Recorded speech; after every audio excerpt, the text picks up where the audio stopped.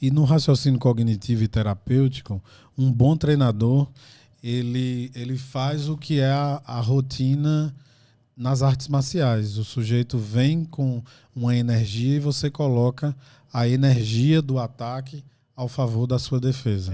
Consegue entender? Maga, né? Isso, exatamente. Então, por exemplo, quando eu recebo um garoto TOD no consultório, eu vejo só potencial nele. Então, todas as vezes que ele fala ou ele se comporta de uma forma que na norma está inadequada, eu preciso dar um giro mental para ele entender aquilo para direcionar para um lugar bacana. Por exemplo, no caso mesmo do Michael Phelps, o treinador o tempo inteiro estava fazendo ele se opor a quem? A resistência da água, ao tempo, a vencer uma série de coisas. Então, quando você coloca isso na cabeça de um TDAH, ele vira um gigante. Vira um gigante. Eu acho E que a maioria... Ele dormir e sonhar com piscina. A maioria do TDAH que tem comorbidade no TOD, ele apresenta um ritmo sensório-motor que é uma onda muito especial, chamada onda Mi. Chama assim por formato de M, realmente. Tá? Essa morfologia ela só é encontrada espontaneamente em crianças autistas e ela é encontrada no padrão TDAH de pessoas que têm uma alta capacidade de resistência física e intuitivamente já pratica isso. Por exemplo, outro dia eu peguei um paciente que teve uma dificuldade, ele já é um adulto, né, 30 e poucos anos, teve uma dificuldade no trânsito, enfim, acabou se envolvendo com uma situação delicada e foi possível perceber que aquilo só aconteceu por um déficit de atenção. E aí comecei a trabalhar com ele e tal, a gente conseguiu resolver a situação social e jurídica que ele se envolveu, mas aí eu comecei a perceber uma série de outras coisas. Outro dia ele disse... isso foi o gatilho para mim, ouvindo ele. Falando do mapa, explicando para ele de, olha, você tem um ritmo tal aqui que é muito interessante na atividade física, talvez você dedicar a um esporte de resistência.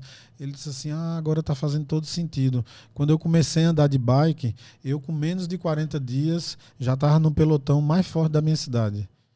E aí eu comecei a colocar umas metas, o cara fazia treino de 200 quilômetros. Tem noção que é isso? 200 km de bike hoje inteiro. O longão do pessoal é 60K 60 no final de semana. A gente precisa lembrar que no triatlon a prova de bike são 180 km. O cara treinava no final de semana 200. Caramba. Ia, voltava e às vezes com vontade e aquilo de andar devia mais. dar um tesão de viver no cara, né? De tipo, o cara conseguir superar. Então isso dá um padrão de modulação incrível. Você acha então que as pessoas que têm alguma... questão, transtorno, patologia, antes de recorrer simplesmente a uma terapia, um medicamento, obviamente que depende da patologia, é procurar, se não, beleza, como é que eu posso usar um Krav Maga nisso aqui? Como é que eu posso usar isso aqui a meu favor? Como eu posso ser funcional a partir do meu jeito específico de funcionar? Exato. Eu gosto muito disso. Quer ver outro exemplo que é muito comum no TDAH com criança? A mãe chega no consultório e diz assim, meu filho só estuda, eu não sei se ele aprende nada daquele jeito, porque eu chego em casa, ele está de perna para cima, de cabeça para baixo no sofá, estudando.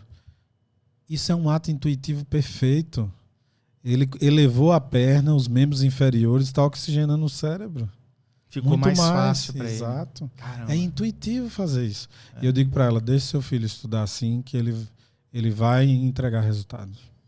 Exatamente. Você tem que ver o que é confortável, mentalmente confortável para você. Sim. Por exemplo, uma coisa que eu costumava fazer é o seguinte, por exemplo, se eu tô nessa mesa, lendo uma coisa, estudando, com a minha esposa do lado também estudando, aí eu tô lá lendo uma coisa, eu tô concentrado, eu tô no flow. Só que a minha perna tá assim, ó. Aí aquela tremedeira na perna incomoda ela põe a mão no meu joelho pra eu parar de tremer. Aí acabou. Imediatamente a tremedeira do joelho sobe pro cérebro. Exato. Enquanto tava ali no joelho, eu meio que descansava minha mente para focar no livro. E o que é aquilo? É um pace.